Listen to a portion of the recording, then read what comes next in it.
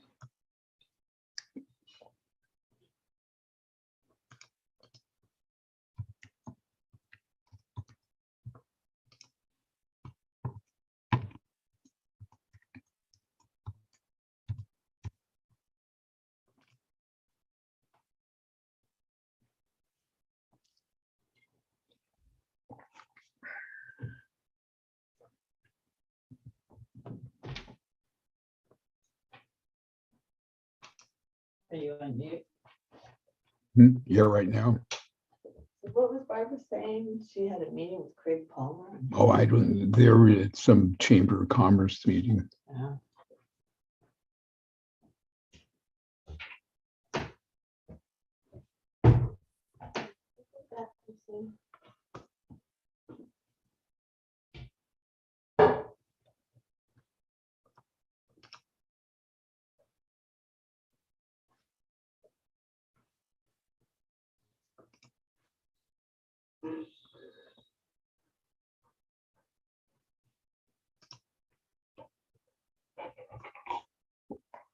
Sam,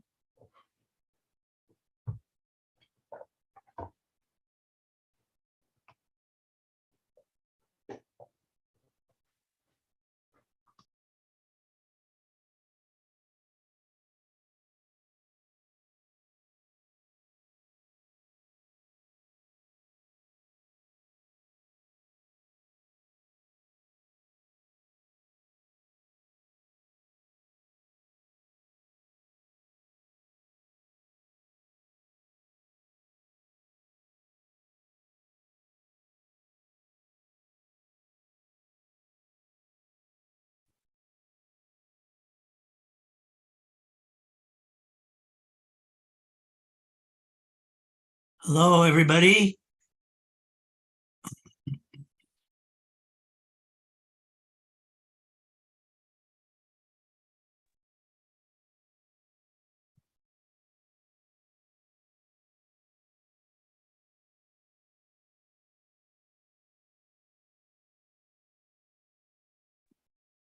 Hello, David. Hey, hi Dave, hey. hi Paul. Fred, how are you? Good, how about you? Good. I can't complain. That's good. How I are look things? forward to seeing all you guys at everybody at the next in-person commission meeting. Yeah, well, it'd be nice if we're all back together again. Yeah. Well, I'm interested in finding out what the Rohnert Park Katati Library looks like. I Yeah, enjoyed you've the never been?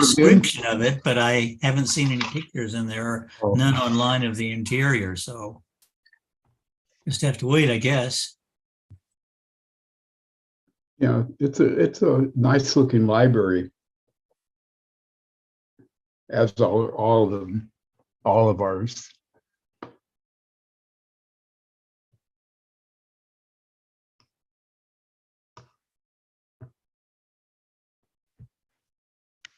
Oh, there's Ray. Hi, Ray. Hey, Oh, he's mute. oh, he's missing out then. Yeah, I think so. The three of us here is really missing out. Yeah.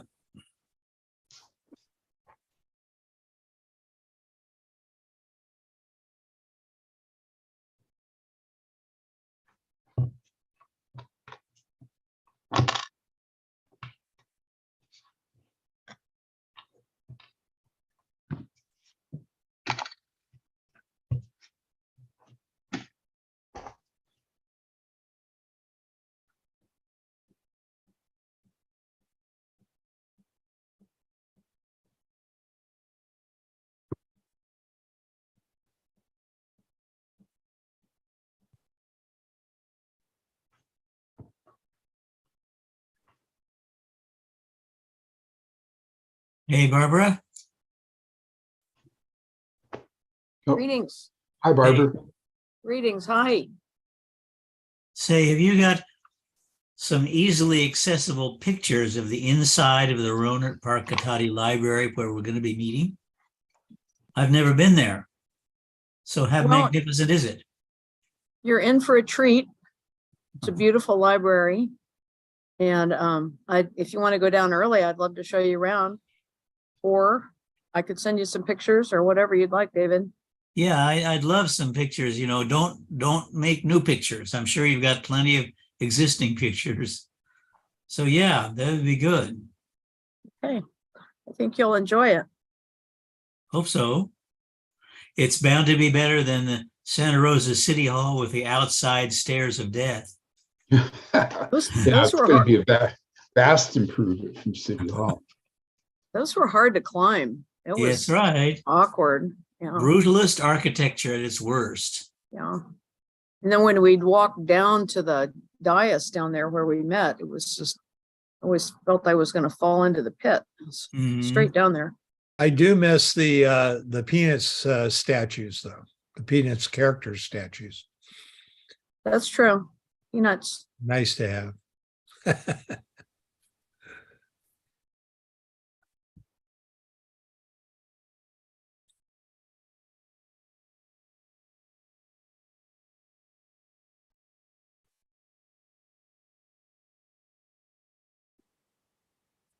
Oh, there's Erica.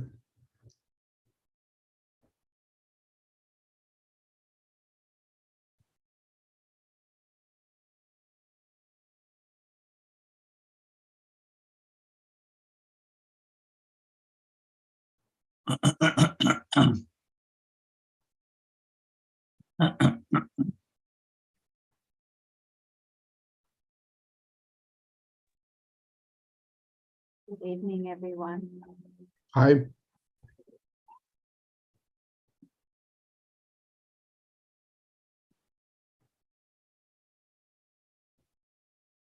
How are you this evening? Good, good. I'm at library headquarters tonight because my internet at home is unstable, so you guys. I liked your Facebook picture that you sent Oh, thank out you. yesterday, the memories. Looks like the three of you are pretty dynamic. Yeah, that was a long time ago. That was 92, 89 maybe. Maybe that was a picture from 1989. College.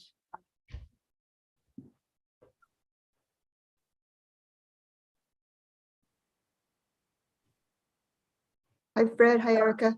Hi, Rachel. Hi, Rachel. Hey, Rachel.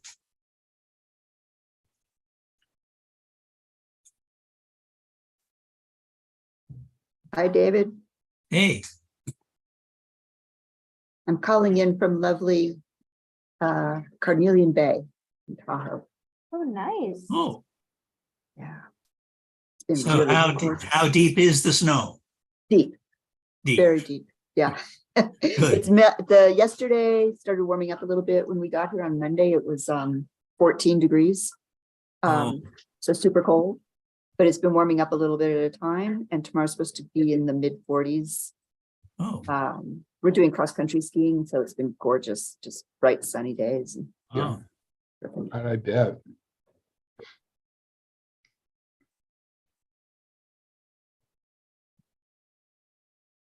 Yeah, the storm coming in Sunday, they're saying might bring about a foot of snow up your way. Yeah, we're gonna leave on Friday. So Smart we'll miss thing. that. Yeah. That works out good. Do you have snow tires or chains on your tires? Oh, we've got 4-wheel drive. So a friend of ours who lives in Reno says if you really think you need chains on your 4-wheel drive, you really should just pull off the road. So That's smart. mhm. Hi, Sarah. Hello, David. Hi, Andy. Hi. Hey, we're all here almost. Yeah, missing fearless leader. Yep. She's here. I just don't know if she's Hmm. I see her icon. Huh.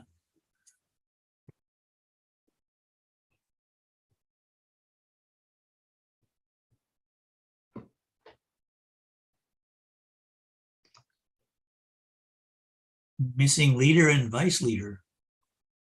Hmm.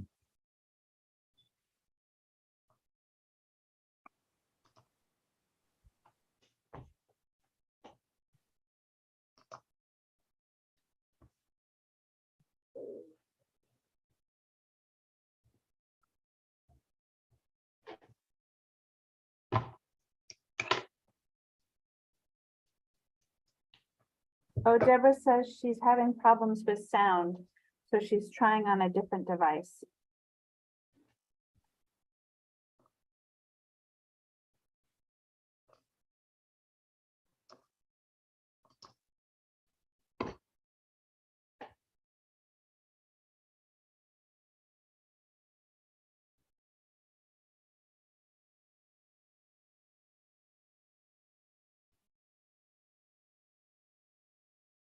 I'm still here. I'm just going to turn off my video for a moment.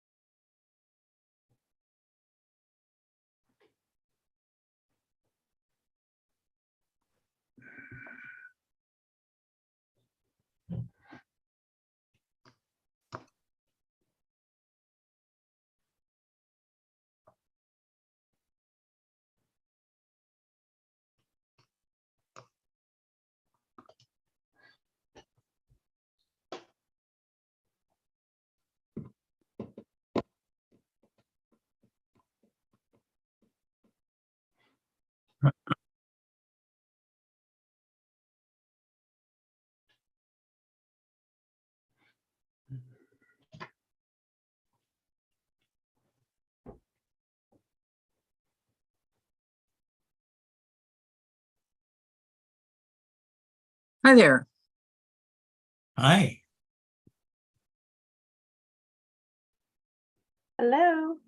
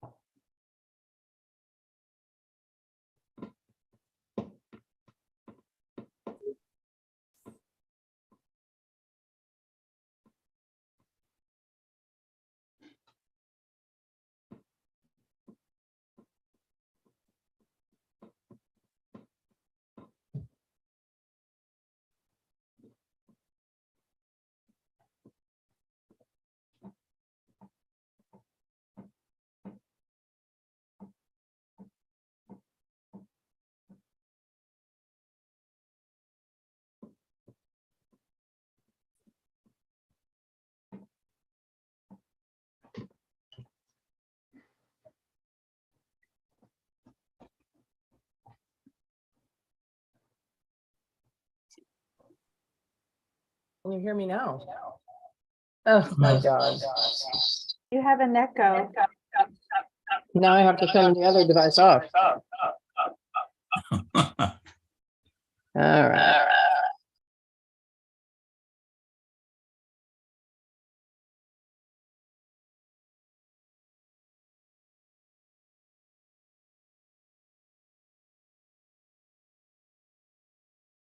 Apologies, everybody.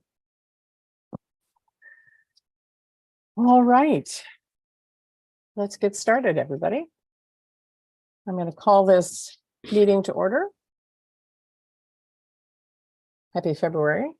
Commissioner Cahill, Here. Mr. Elkind, Here. Mr. Engbarth, Here, Mr. Heavenridge, Here, Mr. Haeuser, Commissioner Lagos. Here. Commissioner McKenzie. Here. Commissioner Parker. Here. All right. And we expect to see Tom soon, one hopes. And I apologize for the delay. It's I signed in, and it doesn't matter. It doesn't matter. Pursuant to California Code, Section 54953, all votes during this teleconference meeting will be taken by roll call. So we're going to be doing it again. And our third item is public appearances. Do we have any public appearance? Do we have any members of the public here with us?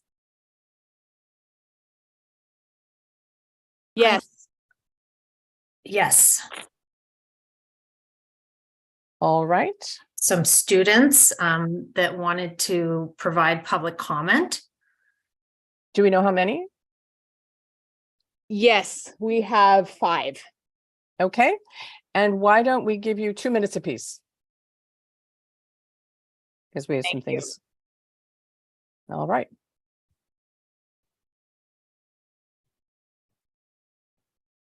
We look forward to hearing from the first student.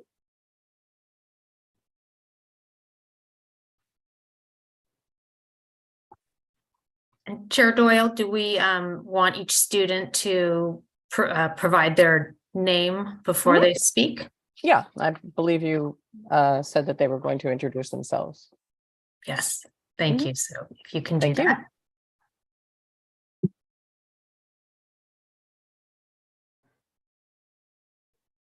Oh, there we go. Okay. Hi, I'm Jasmine Irene Baptista. I'm a senior at Annalee High School. At your last meeting, you discussed a potentially creating a policy that on what can be posted internally in Sonoma County branches, and I would like to address that today. The way in which this item has been proposed puts Black Lives Matter and LGBTQ flags in ultimate jeopardy of being taken down from our libraries. Representation in all forms is a crucial part of any community. Without it, we are rendered a society incapable of change or progress, defined by lines that were written decades ago. It is not fair, nor is it morally right to deny a person representation or to label a person's existence as political. Here in Sebastopol, the library is a haven for research, resource, and safety. By removing or banning flags such as the BLM and LGBTQ flags, the library would be caving to the racist and bigoted viewpoints that continue to plague and oppress, revoking its previous standing as a safe space for our community members and becoming an institution molded by the hands of the historical oppressor. And for what? So that a person will not have to be confronted with their own prejudice when they are taking advantage of a public space and tool, so that that person will be able to continue feeling right at home in a society that was made to fit their every need, and as a result, push the other people out of a space that is just as much theirs. No, we are not a perfect society, but retracting the message of security that seeing a flag representing you brings is not worth any amount of consideration. Libraries are meant to be accessible to everyone. They are a public space designed to aid in the gathering of information and furthering of education. How can we expect them to fulfill these roles if people feel unsafe to enter the building? We are living in the 2020s. We have gone through a global pandemic, fires, flooding, and goodness knows what else as a community. We have held together during some of the most bizarre and frightening times in our modern history. But we're still arguing about whether people should have a chance to see themselves represented in their local library. In short, we are stuck in a conversation that belongs before Brown v. Board or in the middle of the Lavender Scare, not in our present day. Thank you.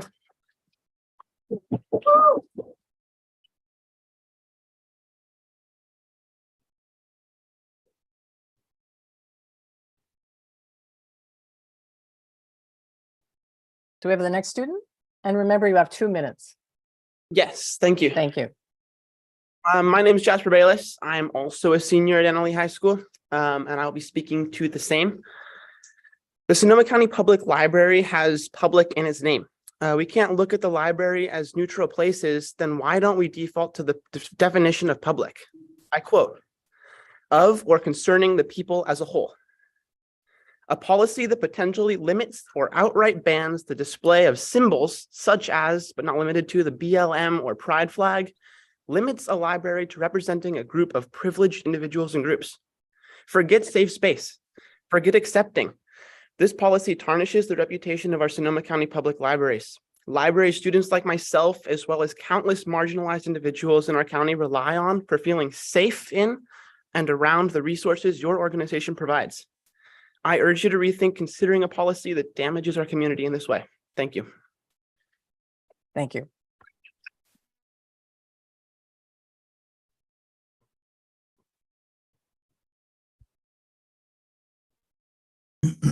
Anyone else?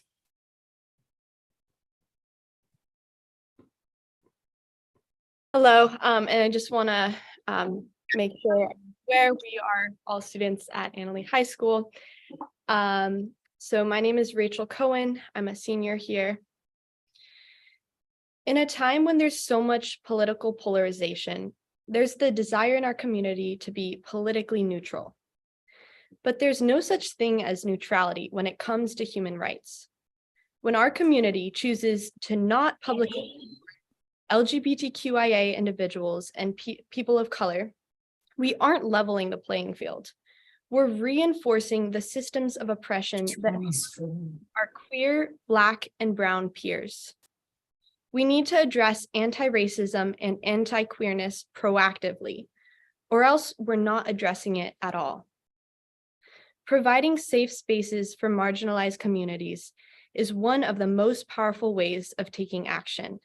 And I fear that the new policy that could control so-called political messaging at all West County libraries will prevent our libraries from uplifting human rights.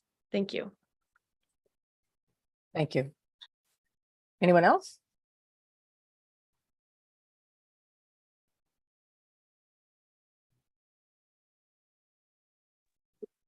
Hello, I am also a senior at Annalee High School, and my name is Hazel. I have lived in Sebastopol my whole life, and being an avid reader, grew up in the Sebastopol library. My parents would take me there as our outing for the day, and I would spend hours browsing different books and reading in the libraries. My favorite part about spending time in libraries is the feeling of community, and as I've gotten older, and especially in the last 2 years, I've grown a lot and learned about how important community is for me, as well as all of our fellow members, especially in Sonoma County. The library is a safe space for so many people, providing them with fun programs as well as life-aiding services. Having flags that highlight inclusivity at the library is so important because it lets people know that they're walking into a space where they will be safe and respected. I understand that flags such as the Black Lives Matter flag and pride flags are sometimes seen as political statements, but in truth, they're just a message of safety and inclusivity. Having these flags in the libraries doesn't say that people who are cis, straight, and white are not welcome. It's just saying that people who don't fit into this category of being cis, straight, and white are welcome. And as people who are not cis, straight, and white, they don't have the luxury of feeling as though walking into any public space, they're going to be safe and respected. They have such a positive impact on these marginalized groups. These flags spread the message that when you're entering our Sonoma County libraries, you will be able to be safe and respected. When we take down these flags, because people do have this luxury of assuming safety, we're putting the comfort of these people above the comfort of all of these other individuals. As someone who spends a large time in the Sonoma County libraries and acts as a volunteer at the Sebastopol location, I hope that you, the Library Commission Board, can vote to keep flags of inclusivity displayed in all Sonoma County libraries, perpetuating the libraries as safe spaces full of respect for everyone. Thank you. Thank you.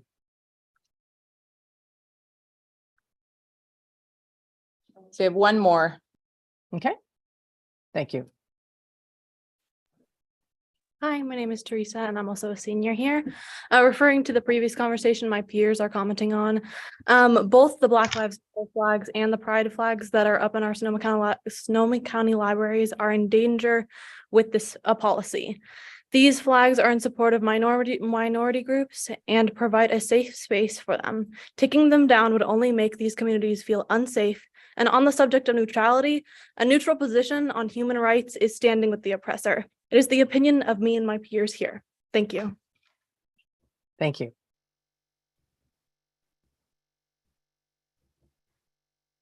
Thank you for allowing my students to speak. Thank you. Lisa, are there any more public comments?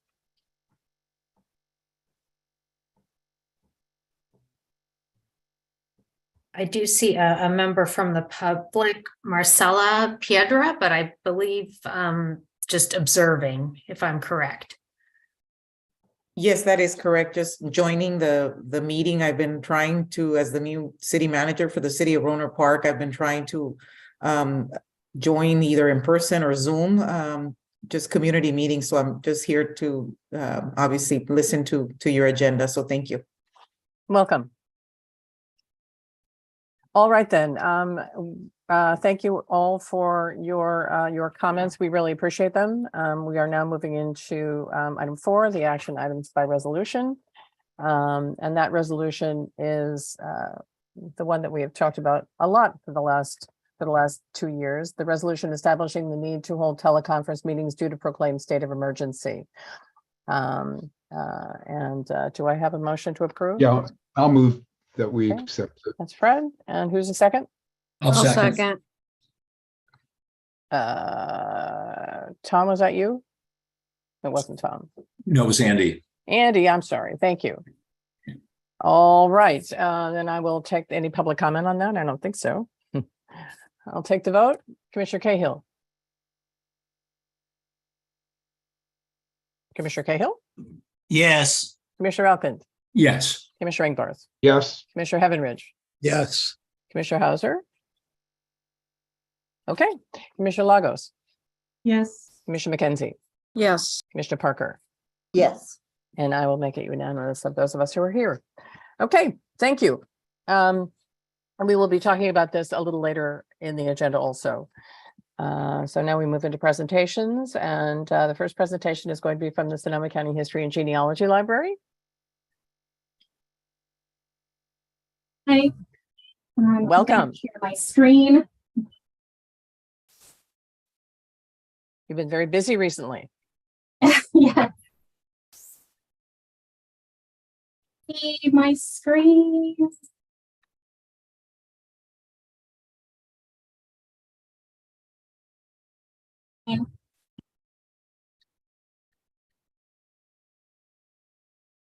We can see it. Can you do the slideshow version, Zaida? Yes, thank you. There you are. Hello, my name is Zaida Delgado, and I'm the supervising librarian at the History and Genealogy Library. I'm grateful to you, the Library Commission, for giving me a few moments to talk about our library, our collections, and our wonderful community. For those of you unfamiliar with our branch, we are in downtown Santa Rosa, behind the Central Santa Rosa Library. Unlike many of the library branches, our collections do not circulate. A little bit about the History and Genealogy Library.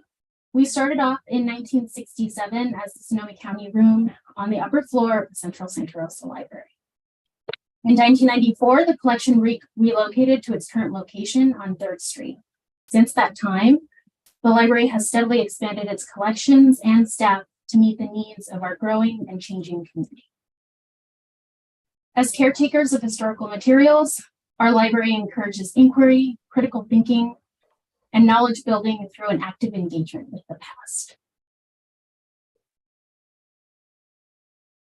The History and Genealogy Library is led by a small team of 5, pictured here. Myself as the supervising librarian, and 3 librarians, Joanna, Simone, and Mikkel. We also have a part-time library associate, Marshall. Our team reports to the Central Santa Rosa Library Branch Manager, Jessica Romero, who's not pictured here. We provide research assistance and support to the public for archives, photographs, maps, books, and other rare materials in a wide range of subjects. We are happy to assist users in locating published or archival material, to advise on research questions, or to provide scans or reproductions from our collections wherever possible. Community members reach out for assistance on researching their properties, to learn more about their family history, or to get a deeper understanding of local events, industries, social movements, and people. Our staff have specialized knowledge, including archival cataloging, copyright, program development, teaching with primary sources, and archiving the web. Our team also has language skills in Spanish, German, and Russian. We purchase new materials for our collections, but most of our resources are actually unique and are acquired through donation. Our collections are particularly strong in the areas of Sonoma County agriculture, architecture, non-native settlement of the county, urban development, and the county's natural environment. Among our most used collections include city directories, maps, and microfilm. We also provide general management of and access to historic records of the County of Sonoma. This includes Board of Supervisor records, county court records, and more. Types of materials you might find in those resources include meeting minutes, action items, project files, reports, photographs, and maps. Like many institutions across the nation, we're working to address historical gaps in our collection or missing stories, and actively seek material on communities such as Occidental, Freestone, Roseland, and actively want records from or about our Sonoma County BIPOC and LGBTQ+ communities. You may discover our collections through the library catalog and through the Online Archive of California, which hosts our finding aids or archival descriptions. For our digital collections, you may find them at digital.sonomalibrary.org. So who is our community? Everyone. We serve the entire community. So anyone who has an interest in Sonoma County is welcome to contact us. Our visitors are history aficionados, family historians, journalists, lawyers, business owners, artists, students, and educators. We've worked with authors and filmmakers who use our collections in their projects, including an upcoming PBS documentary on Pond Farm. You may also encounter our photographs in the Press Democrat on Sundays or in the lobby of local businesses such as a Hotel E in downtown Santa Rosa. I also want to acknowledge our local partners who have supported our programs, projects, and staff, and that includes the Friends of the Santa Rosa Libraries and the Sonoma County Genealogical Society and more. We also are involved in large-scale projects. In 2021, a team of HNG staff and cataloging staff worked on an inventory project in preparation to move historic county records. Here you see a picture of the team that worked on that project. Currently, we are working to update our finding aids and catalog records that will include additional information that we gathered during that inventory. The public can request to view historic county records at the History and Genealogy Library. We receive records from county departments and from the community to use these resources and receive an average of 16 to 17 resource requests per month, and that number is growing. Many community members consult these resources over a period of several days or weeks, since the information contained in these resources cannot be found elsewhere. Our staff lead lectures, workshops, and have worked on several community projects. Simone recently worked with the Historic Records Commission, Landmarks Commission, and Historical Society of Santa Rosa to update the brochure researching the history of a Sonoma County property. That project is available to the public through the library and through the county website. This past October, we worked with the Sonoma County Historical Society to co-sponsor Finding History Day, a day that celebrated and brought together over 30 local organizations. HNG staff have also participated in the creation and coordination of Santa Rosa Zine Fest, which is a collaboration between the library and Santa Rosa Zine Collective. This is an all-ages event aimed at introducing zines to the community and to encourage knowledge and information exchange. We've also been able to host several class visits, including middle school classes and research strategy classes to graduate level students at SSU. We're glad to bring hands-on primary source opportunities to all ages. In November, we welcomed back our longtime volunteers, Moria, Barbara, and Donna, pictured here, from the Genealogical Society. This partnership brought back one-to-one genealogy drop-in hours on Wednesdays and Fridays. The service had been on a hiatus for 2 years during the pandemic, and we're so happy to bring back these experienced volunteers to help you track down those elusive ancestors in your family tree. In 2020, we launched a major project to document the pandemic. This was the Sonoma Response Project. This project collected submissions from throughout the community, including poems, a full album of original songs about life in quarantine, drawings, journal entries, and even 2 novels set during the pandemic. The project also included a partnership with Sonoma State University Center for Community Engagement And through that collaboration, we were able to collect over 1,000 student submissions for the COVID archive. In 2021, the California Library Association named Sonoma Responds Best in Show. To address some of those historical gaps, in May last year, we launched Here in Queer Sonoma County. This is a English-Spanish portal where the community can submit and preserve their LGBTQ materials. We've held an event in October to collect oral histories, which will soon be available through digital.sonomalibrary.org. Through this project, we were also able to create a collaborative relationship with LGBTQI Legacy. This includes local activists Tina Dungan, Adam Richmond, and Magi Fedorka. We're looking forward to bringing more local queer history events to our community later this year. And lastly, I want to highlight an exciting upcoming project that's coming this spring, the Playback Memory Lab. Playback Memory Lab will be a DIY digitization space where you can preserve your personal, family, and community histories. Visitors will be able to digitize documents, photographs, negatives, slides, and VHS tapes to support their own preservation needs. The grant also funded a mobile lab, which will be used to bring preservation services throughout the county. We're pleased that our collections, projects, and programs are supporting many of the library's reimagining plan key concepts, such as supporting community resiliency, building community connections, and providing opportunities to learn, contribute, interact, and participate. And with that, thank you so much for your time, and I'm happy to take any questions you may have. Any questions for Zaida? Thank you very much for the great presentation. Thanks. Andy? Yes. I don't really have a question, but just a comment. I first of all wanted to thank you and your team for a lovely presentation, but I particularly wanted to applaud you for the work you've done in terms of collaboration and partnerships. We're a big county. We have only so much in the way of resources that we can provide, and I appreciate your openness and creativity in leveraging the benefits of the History and Genealogy Library through your collaborations and partnerships. So well done, and please keep it up. Thank you. Commissioner McKenzie. Yes, I applaud you too. Thank you so much, Zaida. I appreciate that. I had one question and then a request.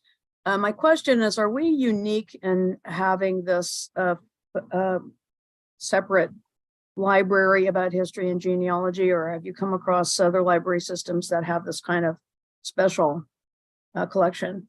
Oh, lots of smaller public libraries have like a California room or Sonoma County room like we had in the past. I'm seeing a growing trend of a need for communities to want to preserve their histories. So big public libraries like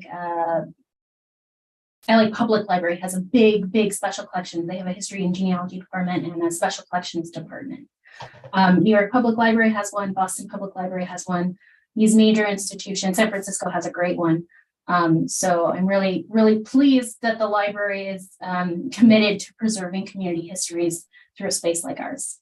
You know, so we're kind of extra special for the size of library system that we are to have this, it sounds like.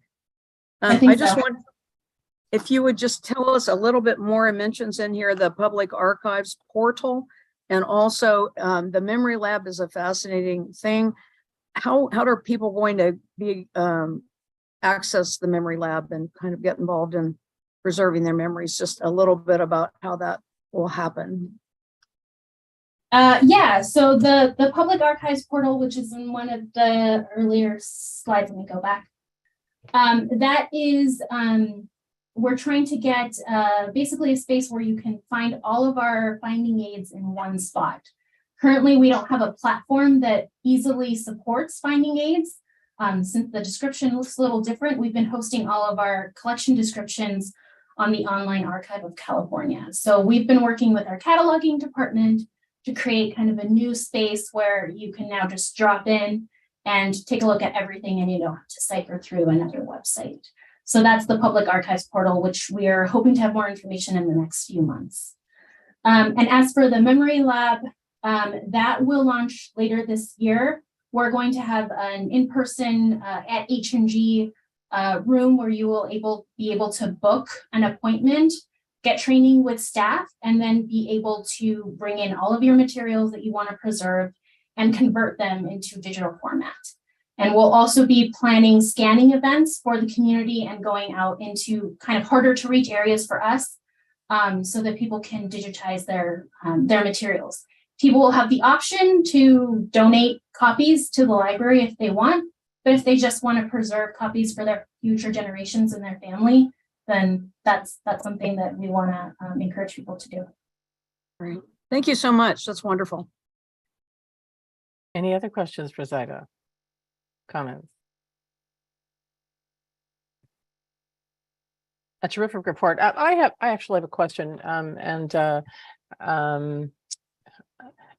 help me phrase it really. There are a number of communities in our system that collect historic information, and so does it ultimately, do the electronic versions come to you? Are you the overseer? Your department is that the overseer of all of the historical and genealogical information? Or, I mean, I'm thinking of, there's lots of stuff at the wine library, there's lots of stuff over in Sonoma, there's lots of stuff in Petaluma. Right. We at the History and Genealogy Library, we have a broader view of what we collect. So we do try to collect basically anything on Sonoma County. If it's Sonoma County industry, people, events, we want to collect it. We may I guess hesitate to take certain things, or direct them towards our colleagues at the wine library or at the Petaluma History Room if they're more specific to Petaluma and wine, because that's where those collections are already established, so that it can go to one specific place. But we all collaborate, and oftentimes there is overlap between our collecting. Okay, great, thank you. And then one comment. San Francisco was trying to, some years ago, trying to encourage people to bring in photos, and so they went out and they offered to give people clean copies of the pictures that they were either donating or at least bringing in to add to the collection, and it was incredibly popular. Popular. So lots of fun. Yes. I think that'd be a nice way. And also I commend you for being so supportive for all of the historical associations that are in Sonoma County. There are so many of them, and I know that they depend on your work tremendously. So thank you very much. Thank you all. Okay. Any public comments? Commission comments? Hearing none, we will move down to the annual report 2022, item 5.2. Good evening, commissioners. Let me share my screen. Okay. So just before I begin, I kind of want to give you a little heads up. The JPA requires that the county librarian provide an annual report to the Library Commission yearly. Last year, this report was given in February, and it was a calendar year report. However, starting in August of this year, I would like to shift the report to August to coincide with our fiscal year end report, so that we can include all of the financials in the report and sync it up. The California Education Code requires that we, do this in August. Typically, we do that through the state library. We provide statistics to the state library. But I would like us to just, have one presentation every year with all of the information, so that it's all there. Is everyone seeing my report? No. Not yet. We have blue screen. There we are. There we are. Okay. I have two monitors, so I'm always like, which monitor? So that will be in August. So there will be a little bit of overlap this year, because it will include the last 6 months of 2022 in the August report. But after that, it will be streamlined and consistent. So this report does not include financial information, but next year's will. So in 2022, what we found at Sonoma County was that we rebounded from the pandemic. After 2 years of upheaval, we began to return to a new normal. We stayed on the path to expand service hours, outreach, and programs, and our statistics demonstrated that now more than ever, our patrons love our libraries. So here are the highlights from 2022. I will discuss each in turn. We expanded hours. We completed our facilities master plan. We began our Roseland Regional Library Needs Assessment, and we raised a number of, we raised funds both through private sources as well as through grants. Our first big achievement was expanding our hours. So in January— Please do not leave a message at this phone number. Public comments will be conducted using Zoom meeting ID. Sorry about that. In 2022, we had 1.1 million people visit our branches.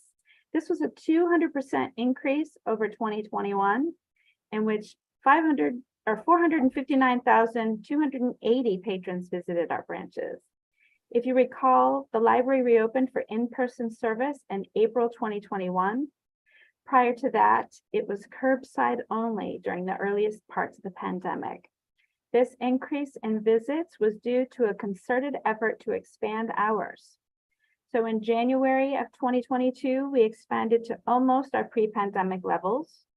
We began Sunday service in November, and this was an enormous achievement that could not have been done without funds from Measure Y, as well as the hard work and commitment of many library staff, most notably staff in public services and human resources. We hired approximately 20 new employees to bring this new service to our communities. Within the first month of Sunday hours, branches reported a 320% increase in patron visits. We now offer library service for a total of 765 hours at all branches a week, which is a 5-year increase of almost 30% above the 2017 level. And just for some context, you know, I talked to library directors from other library systems, and they are still, you know, many of them are still not at their pre-pandemic hours. So the fact that we are not only at that level, but above it is really incredible, something that we should all celebrate. So this chart here is a demonstration of how our service hours have changed over the years. Pre-Measure Y, Central Library in Santa Rosa was open 44 hours a week, and the regional libraries were open 40. After the passage of Measure Y, we increasingly added hours until the pandemic, when we dropped to 0, which is that low point on the graph. We have slowly been adding hours back to fulfill our obligations to the community who supported Measure Y. With the addition of Sunday hours, all regional libraries are open 56 hours per week. You will note that in April 2018, Central Library was open 58 hours, and after adding Sunday, we are now open 56. And this is because we adjusted our evening hours to close at 8 p.m. instead of 9. Our statistics demonstrated very little usage during the 8 to 9 o'clock hour. This chart is a chart of our staffing levels. You can see that they've changed dramatically as a result of the Measure Y sales tax funds. Pre-Measure Y, the library had a total of 163 staff, not including extra help. Today, Sonoma County Library comprises over 300 employees, almost double of what we were in 2017. Now I'll turn to our facilities and master plan. In 2022, we worked with our consultants Group 4 Architecture to complete our facilities master plan. This document will guide our capital improvement plan priorities for years to come. As part of this plan, we evaluated all 12 regional library buildings and provided recommendations for enhanced services, including book lockers, book kiosks, and other alternative services, renovation, replacement, or relocation of existing facilities, and modifications to bring all our facilities into compliance with the Americans with Disabilities Act, as well as maintenance. The facilities master plan identifies new libraries for Roseland, Central Santa Rosa, Sebastopol, and Windsor, as well as upgrades, life cycle maintenance needs, and modernization of library services at all of our branches. In 2022, we also kicked off activities for the new Roseland Regional Library, including a community needs assessment launched by the City of Santa Rosa with Ross Drulis Kusenberry in tandem with Sonoma County Library focus needs assessment with Group 4 Architecture. RDC held several workshops, including a community block party at Roseland University Prep, as well as meetings with stakeholder groups during the fall of 2022. Group 4's library focus needs assessment also began with a community workshop held at the Roseland Regional Library. They have held meetings with other stakeholder groups and are almost complete with their portion of the needs assessment. We've also begun meeting with the City of Santa Rosa on a regular basis with all stakeholders from the fire department, Parks and Recreation, the library, public works staff.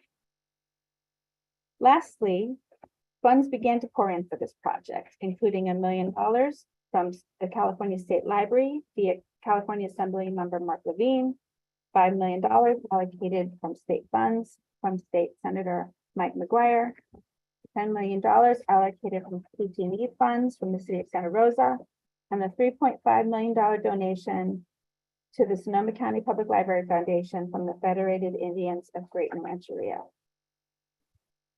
So in addition to all of that, we also pursued numerous grants in 2022. We received a total of $159,157 in grant funds last year, and that does not include grants from the Literacy Department. Approximately $19,000 in grants we received from LSTA for our Read Together kits. We received $28,000 from the California State Library to replace our internal Wi-Fi access points. Another $5,000 from Khalifa for our Open Plus Libraries pilot at the Windsor Regional Library. $75,000 from the California Library Connects to upgrade 68 Wi-Fi access points. And then $20,000 from the California State Library for the H&G Memory Lab project. We also had 2 city partners receive money through the California State Library Building Forward Together grant program. That was the City of Petaluma. They received $1.8 million for the Petaluma Regional Library, and the City of Sebastopol received $716,000 for their upgrades. We're also going to be working with our other partner cities on the round 2, which will be coming up in the first quarter of this year. We also had our campaign launch event at Central Santa Rosa with the Sonoma County Public Library Foundation. The foundation exceeded their $150,000 match, and we're moving forward and continuing to raise funds for that project. So let's look at the numbers. Here is a snapshot of our circulation for 2022.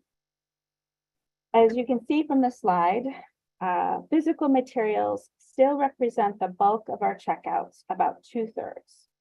The other 1/3 are digital checkouts. We don't capture circulation statistics for databases or other online resources. We track the number of sessions and number of searches conducted. So you can see how many sessions and searches we had. And then the last column is a representation of holdings as of the end of the year. So our annual materials budget supports all of these formats for all ages. We also had a shift in 2022 from virtual programming to both hybrid and in-person. Book clubs, for example, are predominantly virtual, as it allows people from all over the county to participate. For the first time during the pandemic, our summer reading programs were in person. We also began conducting outreach this year, seen in the chart as off-site visits. Our programs in 2022 included hands-on art and science activities, teen events that fostered creativity and connection, community and civic engagement through book clubs and discussion groups, and a virtual author series with authors such as Simon Winchester, Francisco Jimenez, Melinda Lowe, Lisa Napoli, Kwame Christine, and Geraldine Brooks. And this program continues this year. We also had plenty of innovation last year. We rolled out our BiblioBike, which is our human-powered outreach musical. We also began our BiblioBox service at Sonoma Valley Library. These are smart lockers that enable you to retrieve your holds 24/7. We're going to be adding Guerneville within the next 2 weeks, hopefully. And then Healdsburg and Rincon Valley are scheduled to have BiblioBoxes before the end of this fiscal year. We're also making progress on our pilot program at the Windsor Library called Open Plus. This service is for users who have difficulty making it to the library during regular hours. The main holdup was a sliding door that we finally received, and so we'll be able to proceed with that project. We also received free parking passes through the California State Library for state and regional parks. This is an extremely popular program. We had 583 state park passes circulate and 482 circulations for the regional park passes and backpacks. The passes are so popular that the library has asked the state for an additional 700 passes, and we're applying for a grant to provide programming in concert with these passes. And lastly, our hotspots were checked out 7,633 times, and our Chrome kits were checked out 1,922 times. We also had 44 Sonoma-fi events.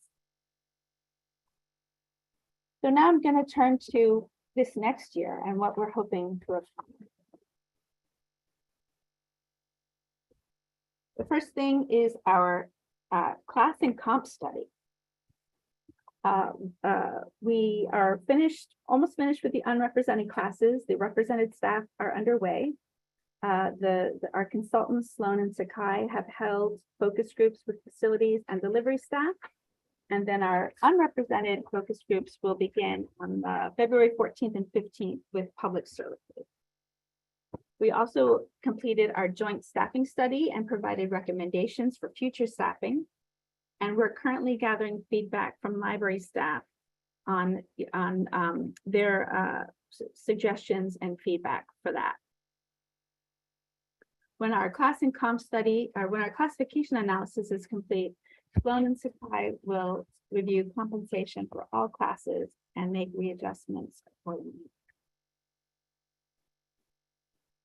For capital projects, we've had a few projects that have been stalled due to a variety of different reasons. Some were pandemic related, others were because of the Building Forward Together grants. But these are the ones that that are on the schedule, including the Cloverdale Regional Library patio project that was based on funding from a donor. And these funds will be used to repurpose the current space to make it more inviting and accessible for all. The new space will be redesigned with public programming in mind. The Healdsburg refresh, we've hired Nolan Tam. They are prioritizing the scope and we are wrapping up the design phase. And then the city of Petaluma received their 1.8 million in state library funds.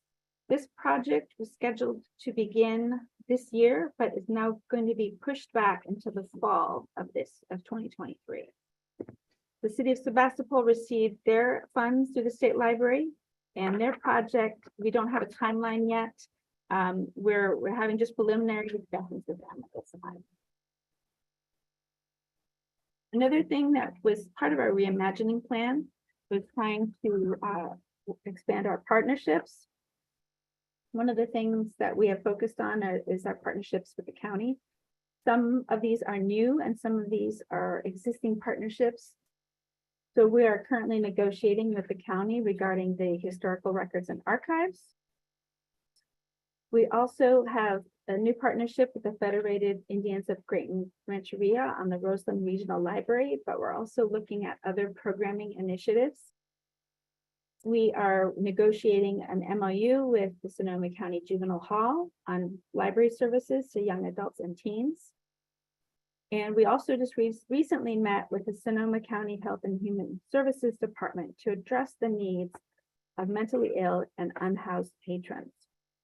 And then some of our existing partnerships include the Sonoma County Regional Parks on the park passes, the Sonoma County Energy and Sustainability Division, Sonoma County Water and Sonoma Clean Power on our DIY toolkits, and then the County of Sonoma Department of Energy Management on our Sonoma Ready series.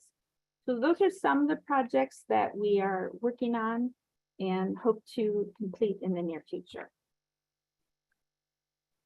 Lastly, that concludes my presentation, and I will take questions. Comments, questions? Yes, great report. Andy's applauding, and so are we all. Yes, Fred. Yes, great report, Erica. I wondering if there's a way that we can get, there's a few things I was curious about, a breakdown of on the graphic of the staff, how many are professional staff members, management, something that can show on a pie chart or something, just who, when we talk about staff, what does that include? I'd like to see on the next report in August, something about the two things about community support.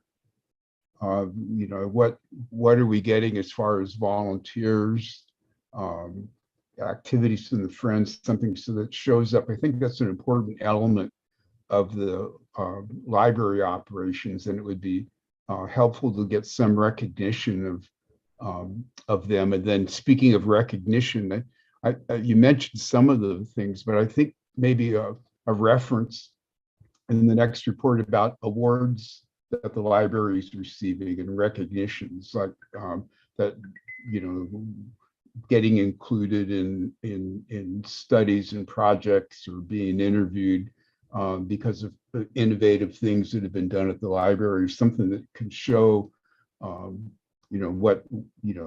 outside organizations are recognizing the library. And I'm thinking of all that would be helpful to have in an annual report. That would be a nice PR piece that we'd be able to show community activity, recognitions, things like that might help shore up the image of the library. So other than it's an excellent report, and I appreciate your work in putting it together, and it's very informative. Thanks. Mr. Parker. Hi, thank you very much for that report, Erica. A couple of things piqued my interest for how these will look going forward. In particular, the programming in concert with the park passes. What does that look like in terms of what patrons will see? Is there going to be a library kiosk at the park, or how is that going to work? Well, currently we have backpacks, and the backpacks include guides as well as, I think, a compass. We just recently applied for a grant, and literally it was Monday, we applied for a grant to provide, well, what we are hoping is to have some buses that we can, have at specific locations that will drive people to our parks, and then we will have an interpretive guide kind of lead the people through the park. And we're looking at other ideas as well. That's one of the things that we're exploring. That's terrific. Our parks are so valuable, and I think there's so much there, and people just sometimes don't get to them. So thank you very much. One other question on the class and comp studies and the staffing studies. Of course, I'm curious to see how that's going to shift things. I'm wondering if you're keeping the unions involved in those discussions as well. Yes, they have been very involved in, and we're touching base with them on a regular basis. As I said, the focus groups for the represented classes have already begun. We had facilities and delivery, and we're having public services focus groups. But then when we get to the compensation part, we will definitely, be meeting and conferring with the union about that. Terrific. Thank you very much. It's a wonderful report. I really appreciate it. Thank you. Any other questions? No questions for commissioners? From commissioners? I actually have a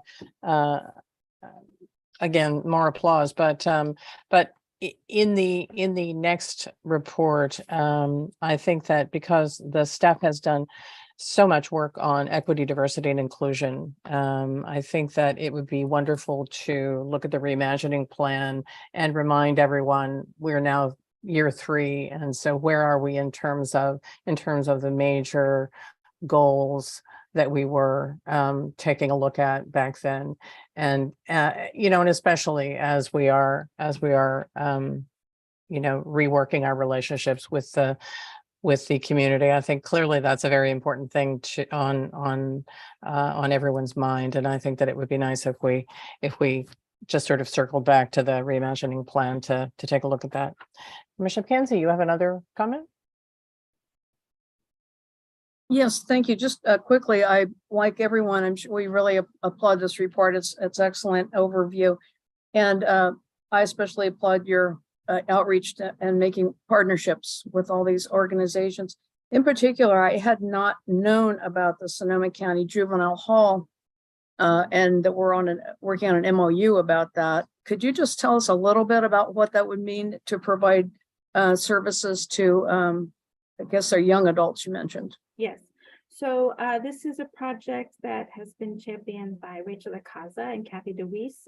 We are going to be providing library services, or hopefully we're going to have a joint staffing. So the county will have a full-time position that will be dedicated to this position. They will spend half of their time at Juvenile Hall and half of their time at Central Library. And we will be reimbursed by the county for that expense. So that employee will be a Sonoma County Library employee, and they will have full salary and benefits from the library, but we will get reimbursed by the county. The county will purchase all of the materials for Juvenile Hall. They have very strict guidelines about what they can and cannot have in their collections. So they will be responsible for that. And we will just be providing some cataloging, some programming, some reference help.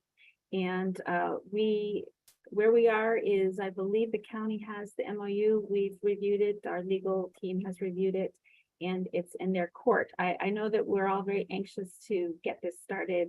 We were hoping to have it done sooner rather than later, but the wheels of the public service move slowly. So I'm hoping by the end of the year. By the end of this year, we hope to have that position. We need to hire and recruit somebody for that, but we're hoping by the end of the year. That's great. Thank you. Anybody else? Any public comment? Okay, seeing none. Thank you very much. Great reports from the Genealogy Library, History and Genealogy Library, and the annual report. Moving into library reports, item 6.1 are library reports. Anybody have any questions, any additional information about the library reports?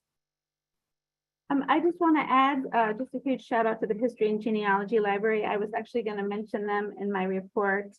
Their individual genealogical research, bringing that back, I know will be very popular, and I'm glad that they were able to do that. And just to thank them for their creativity. They're just an engine of creativity with all of their projects that they're working on. So we're really happy to have them. Commissioner McKenzie, is your hand up again, or are you just forgot to take it down? I did not forget. I just put it up. Okay. I just have a quick question. Is this the opportunity to talk about the management report? Yes. Yeah. Yes. Okay. I just had a question. It says the County Board of Supervisors approves a 5-year lease extension for the Westwind Boulevard location housing the archives. Who is the financial responsibility for that lease? That's the county. They're paying that's at their cost. Yeah. Okay. Thank you. Just verifying. Mm-hmm. Anybody else? Commissioner Engbarth? Yes, just a question for a future meeting.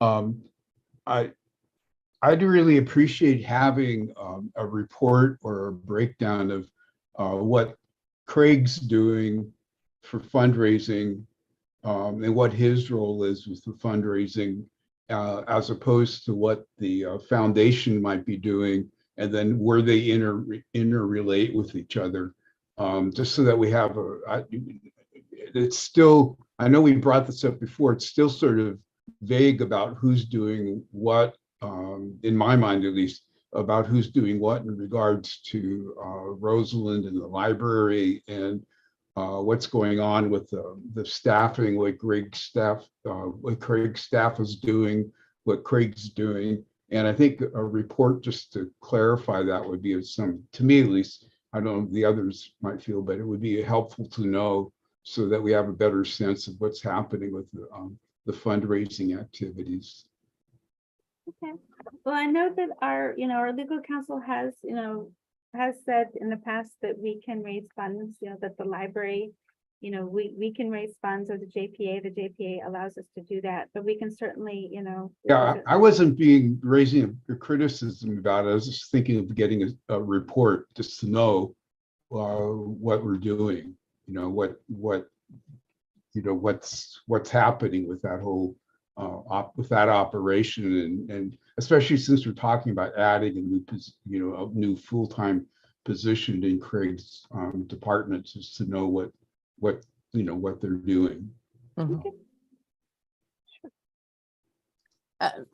Echoing that, there are a lot of people who do unsung work. Mr. Hawley's department is always very busy, and he reports on what everybody else does, but we don't often hear that department's praises sung, and I think the fundraising department is the same. So it would be nice if we had just even introverts have to have to brag a little bit.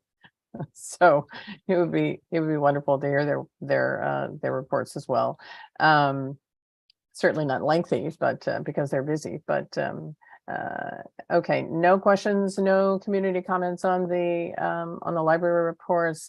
We are down to section 6.2, and we have the mid-year review report for fiscal year 2022-23, and Myrna is going to make a report on it, but we are also going to bring it back in March because it's currently under just the reports. And so if we want to take action on it, we're going to bring it back in March, but we want to inform you about it because it's something that we know everybody is interested in. So take it away, Myrna. And thank you. Thank you. I would like to share my screen if that's okay. We'd be delighted.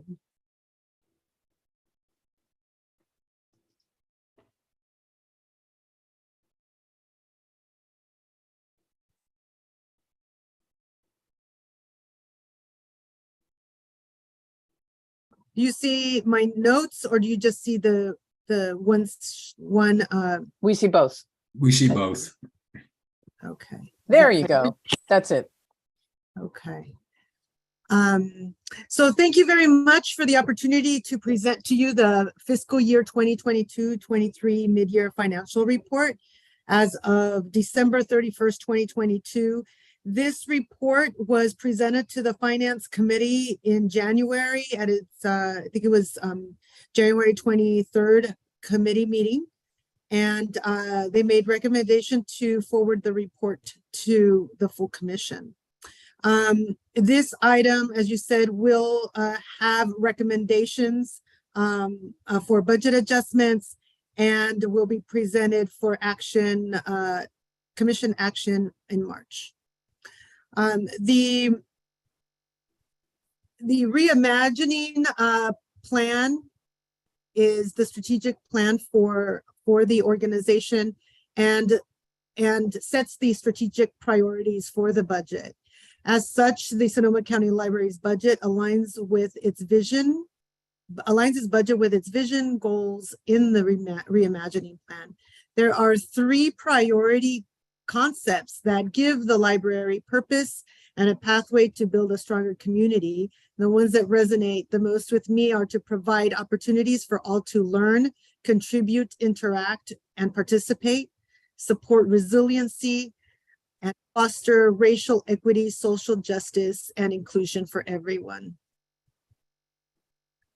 A mid-year review has 3 components: to visit the financial status of the library and make any needed adjustments. Year-end, first is the year-end projections to June 30th, 2023 for revenues and expenditures. A financial health check. Are we on track with revenues and expenditures? Where are we with health cash balances and a fund balance? We have a healthy cash balance and a strong fund balance. And a look ahead. How do we stay on track with our fiscal health to advance the reimagining plan? The good news is that the library continues to have a strong financial position to advance our strategic goals. The strong financial position are supported by the following. The Sonoma County Library received a clean audit for fiscal year ending June 30th, 2022, and showed an improved net financial position from the prior year. Revenues were greater than budget and assets increased. The Finance Committee and the Commission continue to see monthly financial reports.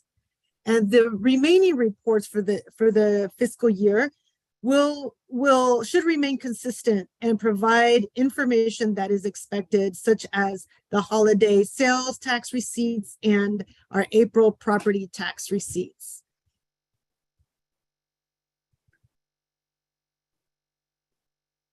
Slide, I show a summary of revenues since the first full year of the sales tax receipts, or Measure Y. Revenues are consistent and show steady increases. For example, the fiscal year 22, from fiscal year 21 to fiscal year 22, there was an 8% increase in revenues. The library is on track within the budget for fiscal year 2023. Here I would like to remind you, in this first column of numbers here is there were budget adjustments that were adopted by the Commission in October. And mainly it was to increase expenditures under capital projects. And so the increase in expenditures also increased the use of fund balance.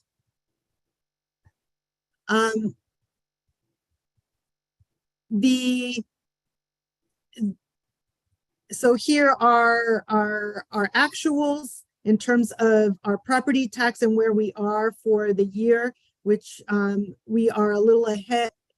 The December 31st a milestone is the middle of the middle of the year. 6 months have gone by for the fiscal year, and which is 50% of the year. And for property, oops, I don't know why that happened. For property taxes, we are at 59% of revenues to date. We received a healthy over $13 million receipt for our first property tax receipt for the fiscal year in December. Our sales tax revenues are at 5.4%. I mean, 5.4 million. As you know, and I'd like to remind you that sales tax, we receive them 2 months behind. So at this point, we've received only 4 months worth of revenue, which is, although we're at 50% mid-year, 50% of the fiscal year, we've only received 4 months of revenues. so this means that we are on target for our revenue receipts for the fiscal year in terms of our sales tax. So you see a 35%, but that is a healthy mark for 4 months of receipts. In terms of other revenue, which are grants and donations, we are at 46%, a little, and which is also on target. And so when it comes to revenues, I will be asking for an adjustment. We received the certified values for property tax revenue in November from the county tax collector. And it is $1.2 million greater than what was approved. And therefore, I'm asking to adjust our revenue estimates for the year up by $1.2 million. In terms of donations and grants, we also have received quite a bit more. We had budgeted $35,000, and we've received over $90,000. And if that trend continues, I expect additional funds there. So for a total of a revenue adjustment of $1.42 million under the property tax fund. When it comes to expenditures, salaries and benefits, we're a little shy of 50%, but I do expect to be within budget. In addition to that, you also have other items in this agenda to approve an increase of 1 FTE to support fund development activities and grants, as well as a reclassification under human resources for an increase, a total of $55,000 for the remainder of this fiscal year. So under services and supplies, I've looked at our historical expenditures, and we have over the last few years have seen a savings, or basically we're underspending by the end of the year. And given where we are this year in terms of our expenditures, I believe that we will be seeing a savings by the end of the year. So I wanted just to alert you and make note of that this evening for you, as well as in capital expenditures. We see a very slow rate of spending down in this area. And the major reasons for that is the delay of the Petaluma refresh and Healdsburg branch refreshes. So in this area, after meeting and speaking with the facilities manager, we believe that we will spend down $1.3 million. So I just wanted to alert that the commission to these changes. I'm not making any recommendations to reduce expenditures here, but just to make note that what our expectation is for the year end. Here is an illustration of our revenue cycle. As you can see, the blue line is our property tax. We start the year pretty much, just under $20 million in terms of revenues and cash balances here, and then we draw down on our cash balance through November, and then we see a spike here in December when we have our first receipt of property tax. So there's a spike up there. The red line is our Measure Y sales tax receipt, And those are pretty, we receive a monthly receipt. And so you see a pretty consistent trend here. So it increases over the year. And then the green line is our total. So the green line really represents our cycle of revenues and cash receipts for the year through month 6. So at this time, as of December 31st, 2022, our cash balance for property tax and sales tax is a total of $40.5 million.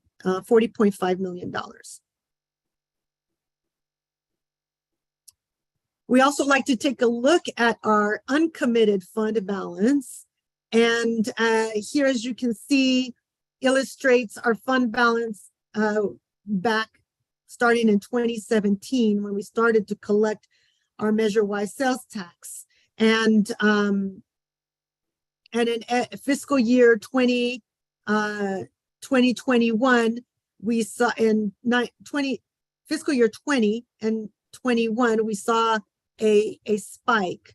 That was because we pulled back a lot in our programming and our construction projects.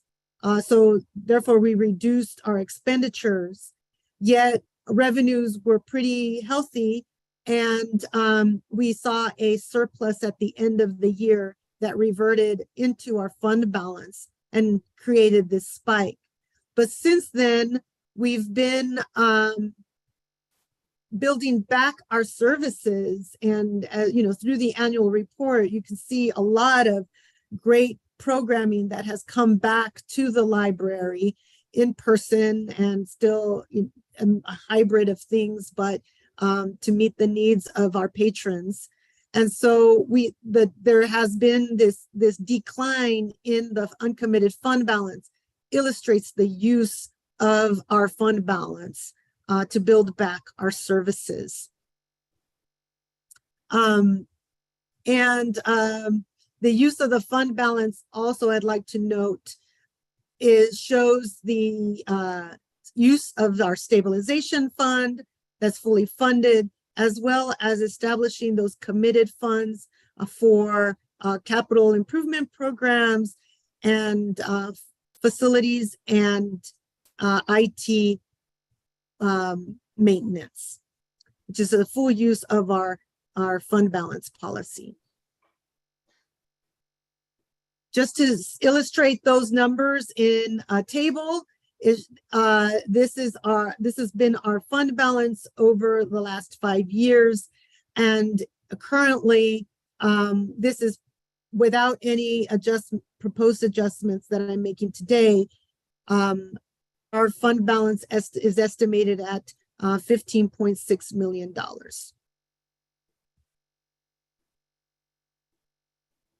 So to recap, we are on track with projections to be within our revenue and our expenditure projections through June 30th, 2023. And we're on track with our fiscal health check with healthy cash balances and fund balance.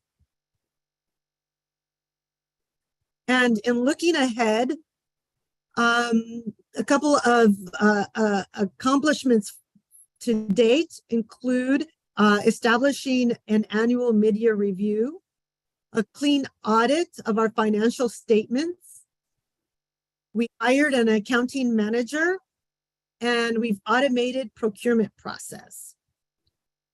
And my priorities going forward for this fiscal year is to complete a 5-year forecast, ongoing review of internal controls, and updating policies and procedures such as cash and travel, as well as a consistent friends reporting process. Of course, we want to continue to train our finance staff and to work with our management and all staff to have a solid foundation for developing next year's budget to support the reimagining plan and the commission's vision. So with that, I'll take any questions. Super. Any questions? And thank you very much, Myrna. Terrific report, really terrific. Thank you.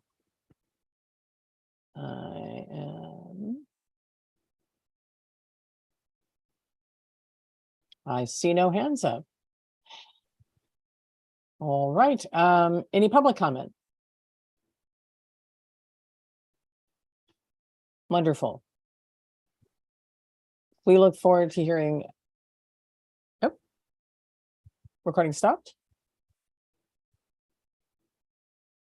There we go. Seeing none, we will thank you and we will move down to item 7, which is commission and liaison reports. Any questions about any of the commission or liaison reports?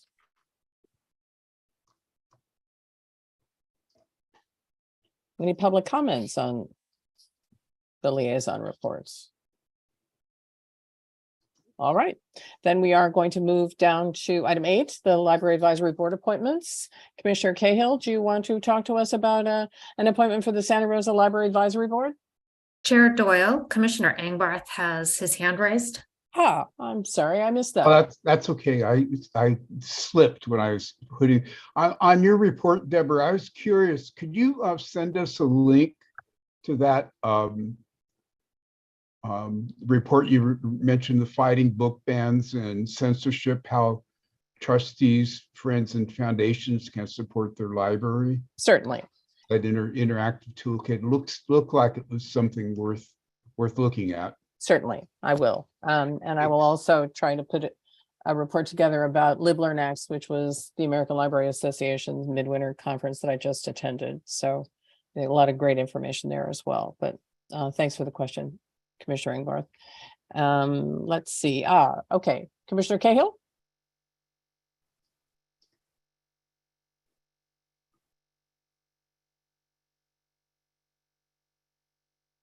Are you the nominating body? David, we can't hear you. There we are. Darn unmuting function. I Yeah, know. I have a motion. I move by resolution that the Sonoma County Library Commission appoint Anna Diaz to an advisory position on the Santa Rosa Library Advisory Board for a term ending June 30th of 2026. This is an outstanding candidate. The background information is relatively brief, so I'll just read it quickly. She's a member of the county's Commission on the Status of Women. She serves as the Roseland School District's vice president. Was a member of the Santa Rosa City Charter Review Commission of 2021 and 2. She's also a member of Latinos Unidos del Condado de Sonoma County and the California Latino School Board. She's particularly interested in seeing that the new permanent Roseland branch includes a large variety of facilities and services to meet the needs of the Roseland community. So that's my motion. Second. Okay, excellent. Thank you, Commissioner Lagos. Any public comment?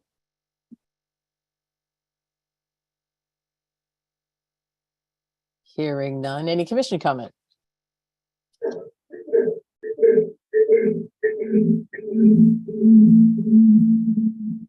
I'm hearing echoing. Is someone saying something on the commission? Okay, I'm going to take the vote. Commissioner Cahill. Yes. Commissioner Elkind. Yes. Commissioner Angbarth. Yes. Commissioner Heavenridge. Yes. Commissioner Haeuser. Yes. Commissioner Lagos. Yes. Commissioner Lagos is a yes. Commissioner McKenzie. Yes. Commissioner Parker. Yes. And I'd love to make it unanimous. That's wonderful.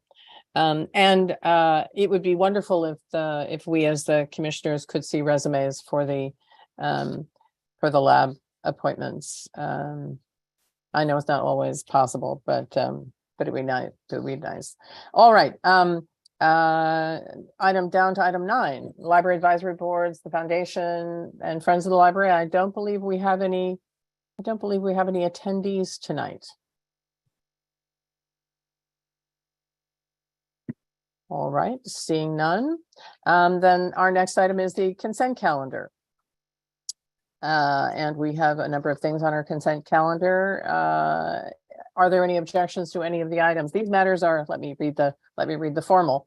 These matters include routine financial administrative actions that may be approved by a consensus. Any commission member or a member of the public may request that an item be removed from the calendar and have it placed with the action items. The commission will approve the minutes of the prior meetings in summary format. Any objections to any of the consent calendar? Do I have a motion? I'll move the consent calendar. I'll Thank you. second. Excellent. Any public comment? Any commissioner comments? All right, Commissioner Cahill. Oops, Andy. I'm has- sorry, Deborah, Oh, I had a comment I wanted to make. I'm sorry, Andy. This is in relation to item 10.2, which is the one that I had questioned last month, and I just wanted to thank Mike and his team for taking another look at the numbers and sorting it out. I'm in favor of it, and I appreciate the work that went into it. That's all. Great. And we also appreciate your reading it with such fine awareness. All right, Commissioner Cahill, Yes. Commissioner Elkind, Yes. Commissioner Ingbar, Yes. Commissioner Heavenridge, Yes. Commissioner Haeuser, Yes. Commissioner Lagos, Yes. Commissioner McKenzie, Yes. Commissioner Parker, Yes. and I will make it unanimous. Wonderful. All right, now we're down to action items by motion, and 11.1 is an incredibly important one. We're delighted that Erica has agreed to take on the position of library director of the Sonoma County. So may I have a motion to approve the agreement? I move it. I'll second. Okay. Commissioner comments? Yeah, to Deborah, just to note that you and I did discuss making some corrections to the contract as it's drafted. Correct, and he has a very keen eye. So there were a couple of editorial comments on a header that is not as descriptive as it could be, and then there was a word that shouldn't have been in one of the paragraphs, the beginning paragraph, in fact. So Fred, if you want to walk through them, that's but they're pretty minor. But there was a third item that I think you wanted to talk about. No, I'm fine with just having the corrections made, and maybe then having Erica sign off to the corrections. Okay, let me. Chair Doyle, would you like Yeah. me to read those suggested comments that were put forth via email? Let me just, I'm sorry to hang everybody up, and I want to make sure that. All right, here it is.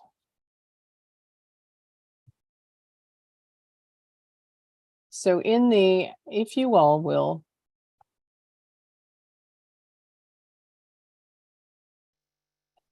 Flip your agendas to page 156. Could we have the agenda item on screen? Okay, thanks.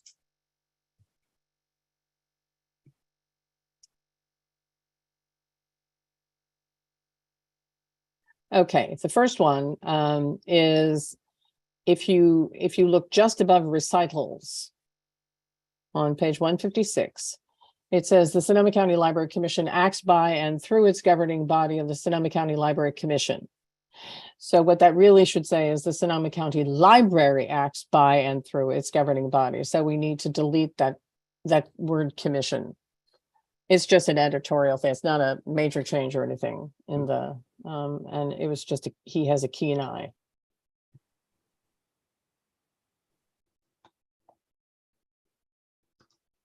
Then the other one, and does anybody have any objections to that amendation? No objection. Nope, none. And then Okay. Literacy is good.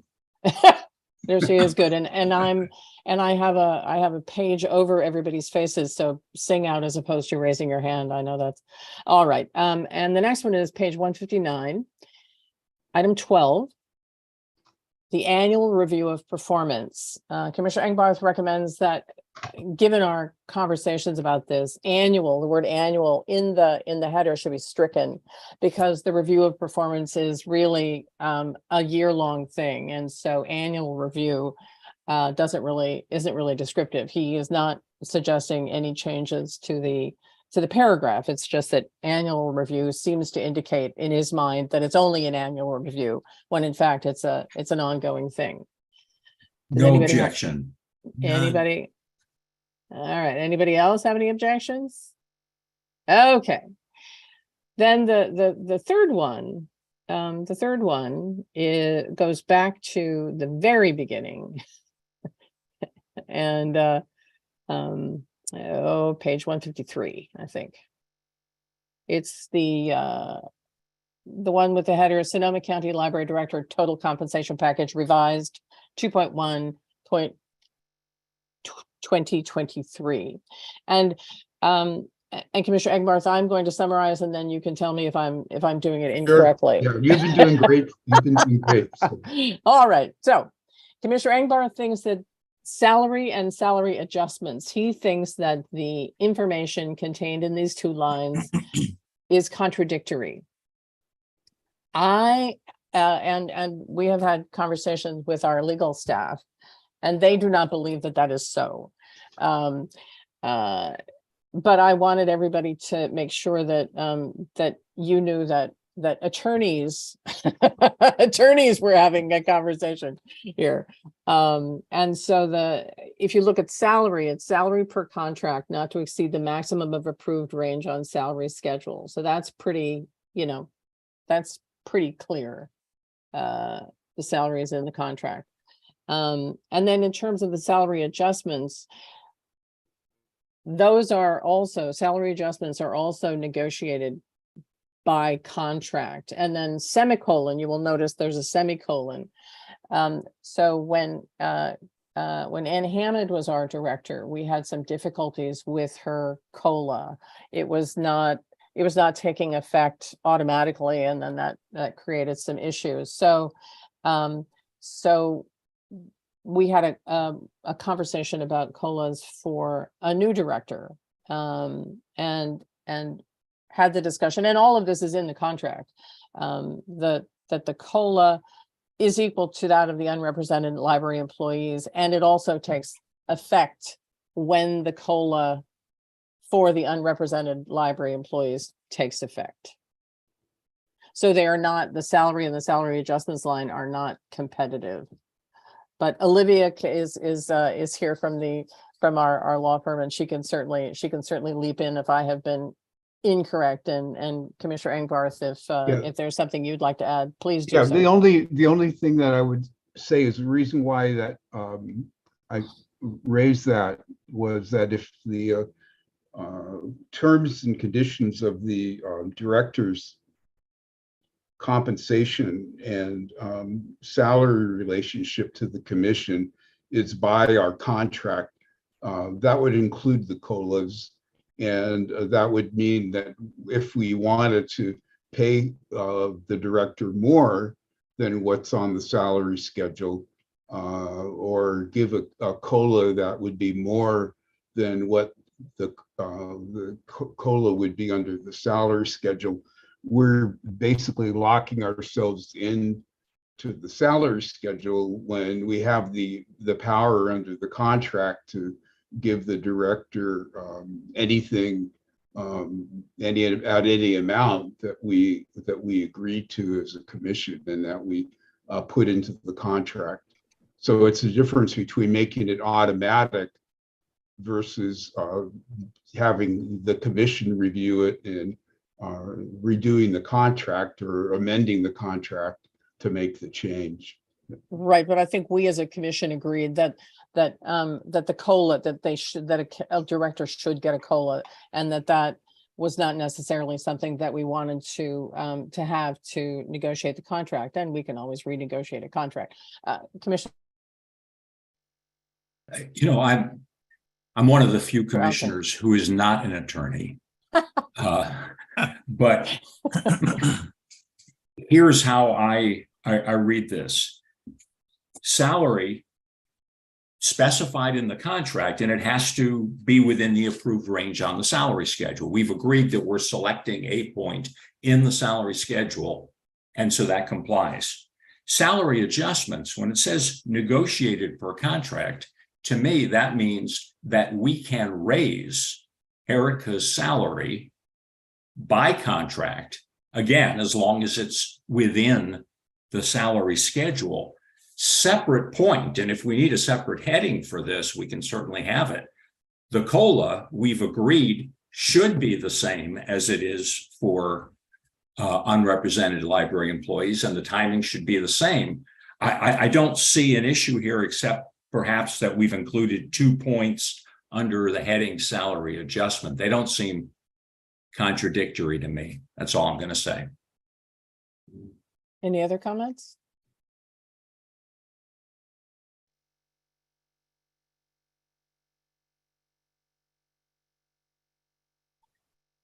So if Commissioner Engarth, if we and I think we're all in agreement that we want to approve this contract tonight.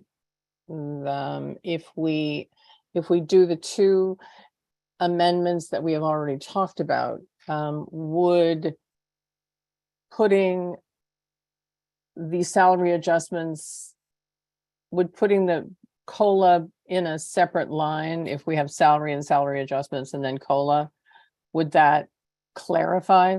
Sure. I mean, whatever the pleasure of the commission is in it.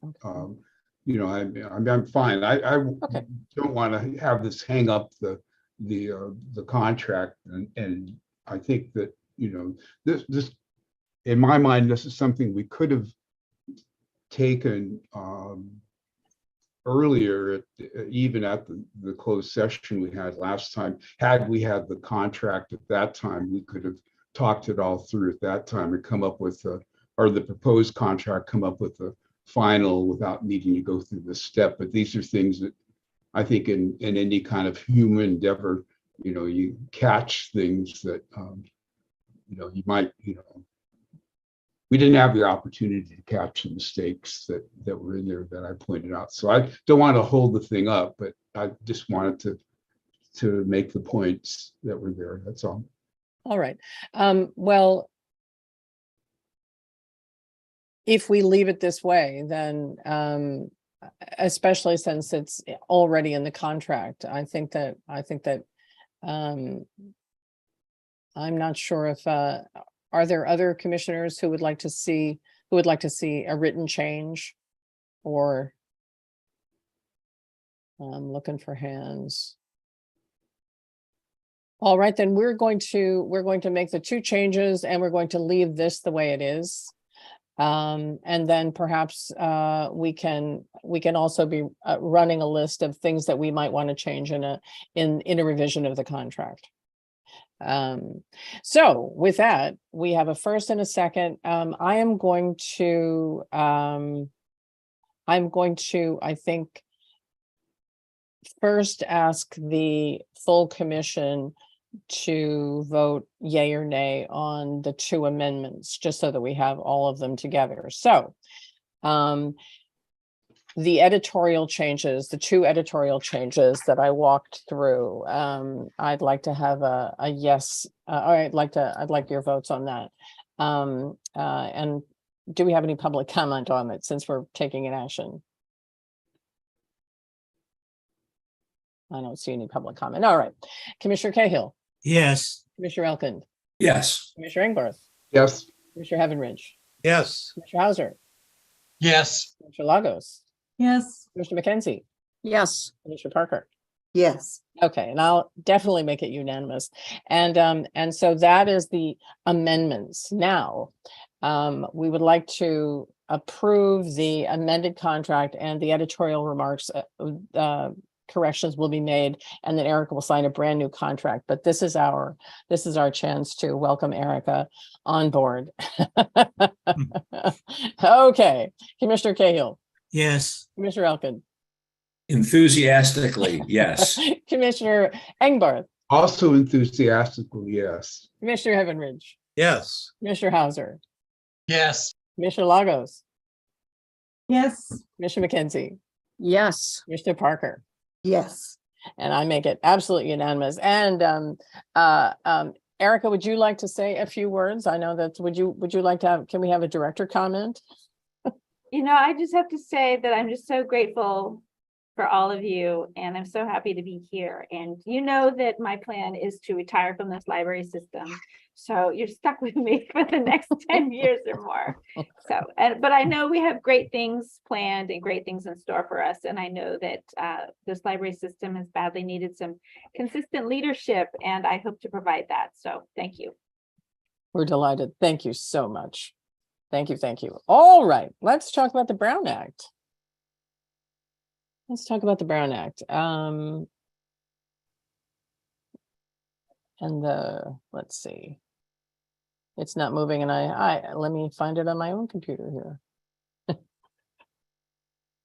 I didn't find it. Ah, there it is. All right. As you know, Governor Brown wants political bodies to meet in person. And so the staff has been looking, at least to begin the process, looking for the best place for us to meet. And the Rohnert Park Cotati Regional Library seems to be the best place, at least, to get it started. There's room, there's technology. And that doesn't mean we have to meet at the Rohnert Park Cotati Library for the rest of our lives. That doesn't. And this is something that we as the commission have to make a decision about. So this is not the staff forcing us to have this meeting. So may I have a motion to choose the Rohnert Park Cotati Library? I would like to make the motion. I'd like to second it. All right. Do we have any other commission comments? Yes. Yes. Yes. All right, Commissioner Engbarth. Let me get the, well, anyway, I was going to try to get the hand up, but it didn't. No, that's fine. One of them, it might be for council, is my reading of the change in the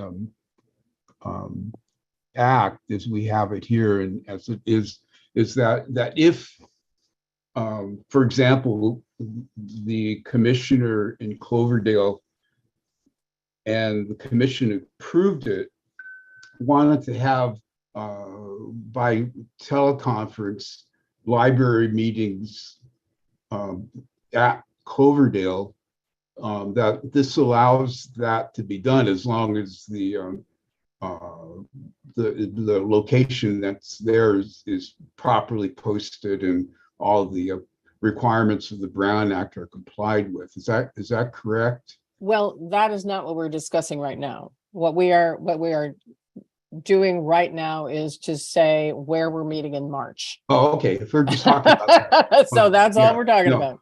That's Yeah. all we're talking about. All right. Yeah. Commissioner Elkind. Yeah, I just wanted to clarify that at this point, we're talking about where we're going to meet in Correct. March. Correct. Having never been, this could be a wonderful location and we all might love it and it might work out beautifully, but I don't want to make a commitment to continue to meet there until we've actually tried it out. That's all. Right. Okay. Thank you. Commissioner McKenzie. Yes, I'd like to put forward an offer to meet anybody down there and take everybody on a tour if they'd like to. I would also like to comment that I really appreciated all the detail on the upgrades to the meeting room and all the work that staff has done to really, bring it up to its maximum potential. I'd also like to point out that this afternoon today, our new director, and I met with the Rohnert Park Chamber of Commerce, and at that meeting, we were able to meet our new city manager, Marcela Piedra, who's sitting in on this meeting tonight. And as we were talking about this, there's opportunities for other public meetings down there. One of them was potentially the continuum care that works with the homeless they have a 17-member commission. So this gussying up of the meeting room, of the Flores room, is much appreciated. I think it can be used by the broader community as well as our meetings, at least on a temporary basis. So I just wanted to compliment the staff work on that, bringing that room up to such high standard. Thank you. My understanding also is that it's roomy, and of course everyone can wear masks. We certainly not trying to jeopardize anyone's health by any stretch, but we are public officials and we need to be meeting in person. And so if you have physical limitations, and we've gone through the ways that the reasons why someone could zoom in or be absent, or participate in the meeting from a different place, but it's pretty, they're pretty careful about this, and you're only allowed a certain number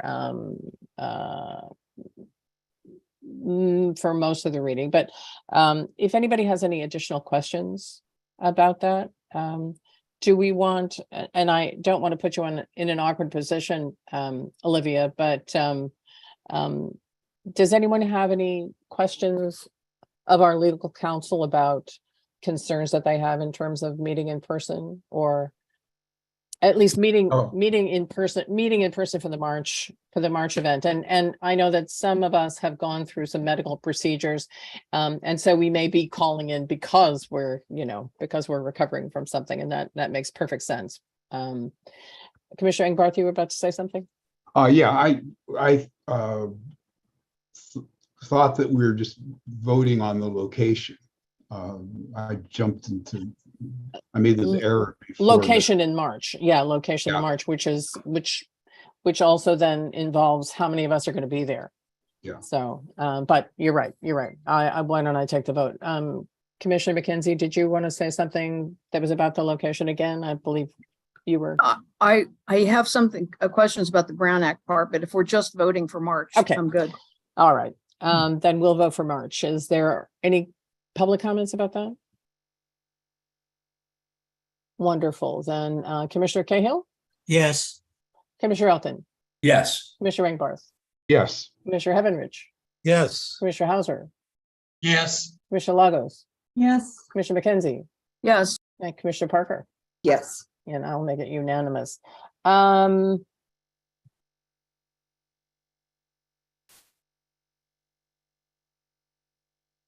not sure.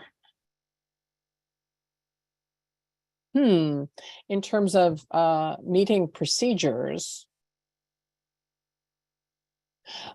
you've seen the recommendations. If you have questions, about your own attendance, I would recommend that you send them to Erica, send them to me, and we can try to clarify things, because we don't really have a discussion item. How does that work? Because we could discuss this last month, as I recall. Yeah, I guess we need to make a correction to the agenda, maybe.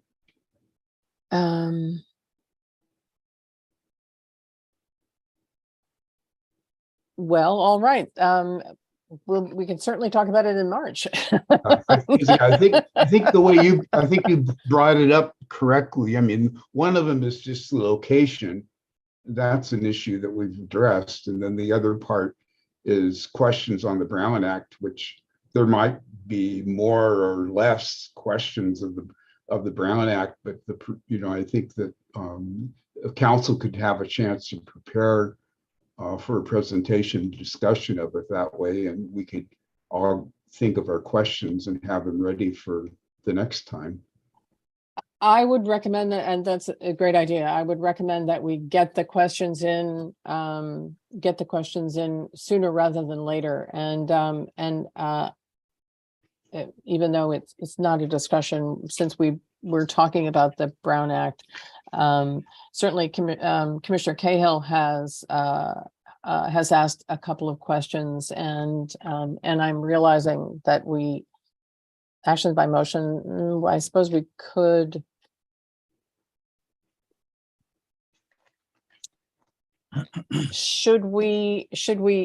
Olivia, can we open it up for a conversation about the Brown Act, or is our window closed? My apologies. I'm sorry. So you're asking if we can open up the conversation to a broader discussion on the Brown Act after making a motion to meet in March? Yeah. So I think this would relate to the meeting in March, because these sort of Brown Act procedures will apply at that time. Mm-hmm. So I'm happy to answer questions as best I can, but I do think the idea of having maybe a more formal presentation in March so that we're all on the same page is a great idea. Okay.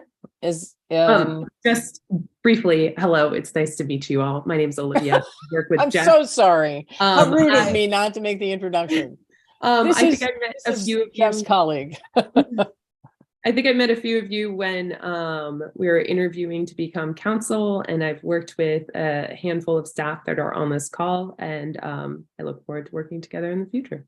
I'm so sorry. My apologies. It's okay. I've been talking to you through the entire meeting. My apologies. I also have a little bit of a cold, so my voice is kind of silly. You will be healthy by the time we meet in March.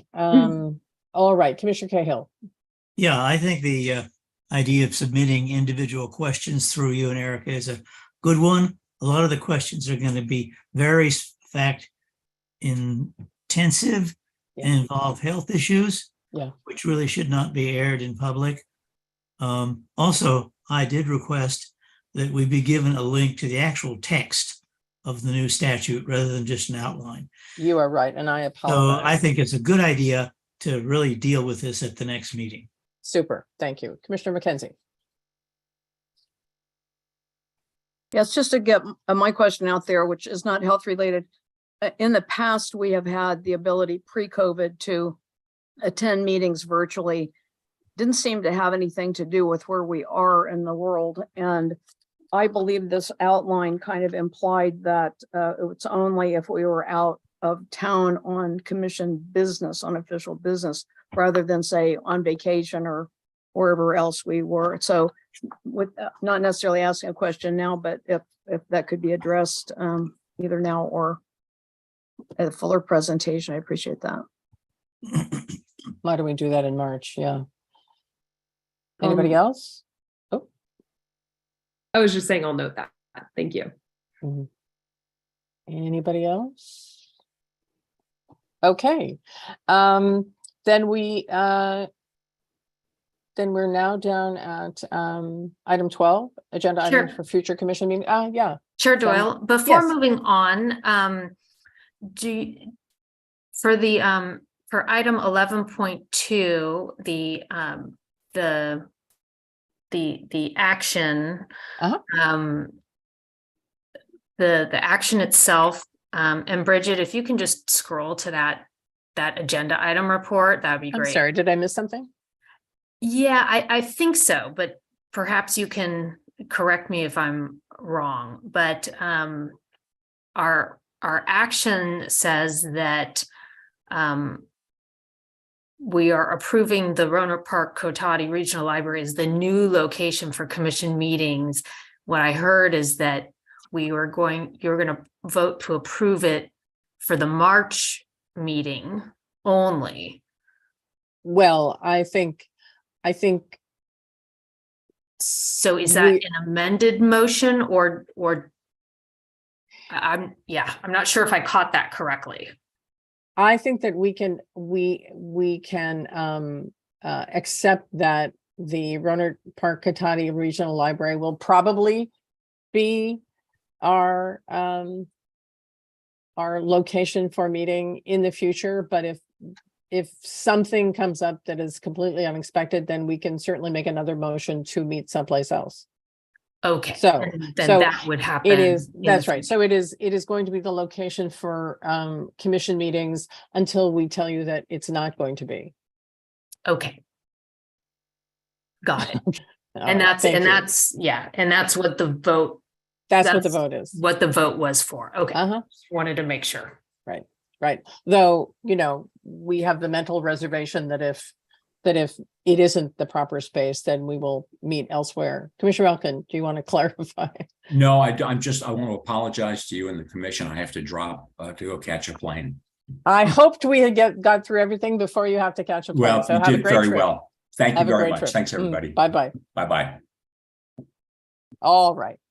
Back to agenda items for future commission meetings.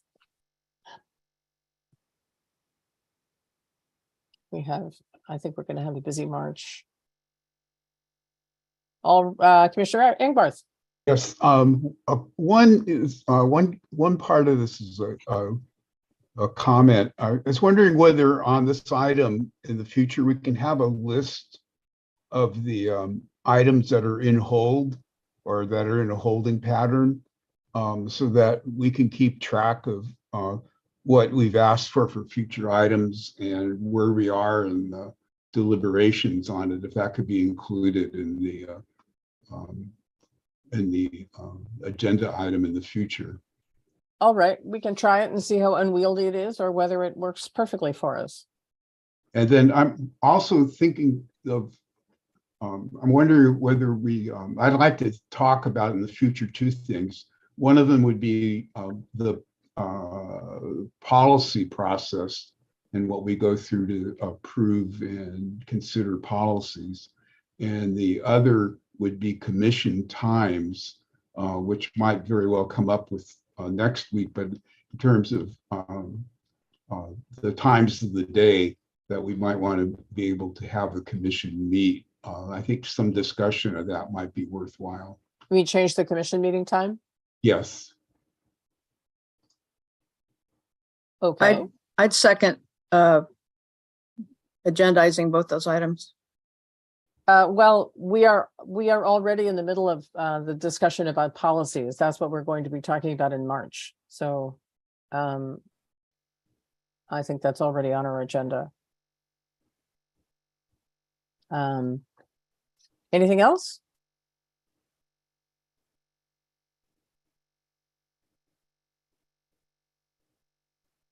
If we're going to be talking about that, which that? I mean, the policy process.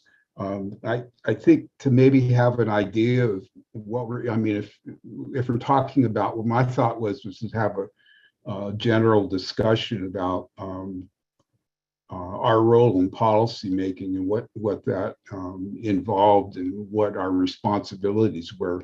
But I mean, if we're focusing next meeting on the issue about the posting policy, then that to me seems to be a more specific type of discussion than just talking about the policy process. Now, they might be both related, but I think we need more time than just one meeting to deal with this. Right. I would think that some of that conversation should be in a board orientation, but we also need some conversation here about that, certainly. Well, let's try to Erica, do you think when we're talking about the policies at the next meeting, we should expand it to a fuller discussion of policies, or would you like just to focus on the issue that we were originally discussing and then talk about the larger policy question later? Well, my understanding from last month's meeting is that the commissioners were requesting a discussion of library neutrality. And that was the plan, that we would prepare a staff report on that particular issue with with attached readings, whether or not, I think we need to separate these two issues. Yeah. Right. I agree. I think that's an excellent point, Erica. Thank I you. mean, we can certainly have a discussion on policies as well. But like I said, I think that needs to be separate. And I don't know if we want to do that next month or if we want to wait. Right, for I'm that larger thinking, discussion. we might want to wait. Maybe we can do that in April. Okay, anything else for future agendas? Okay. Seeing none, then our next time and date will be in Rohnert Park. We will see you then. Great. Thank you. Thanks, Thank everybody. you. Deborah. Good Bye, night. everybody. Bye. Bye. Thank you. Marcella, thanks for sitting through the meeting. And thanks, Olivia. I'm so sorry again. Congratulations, Erica. Congratulations, Erica.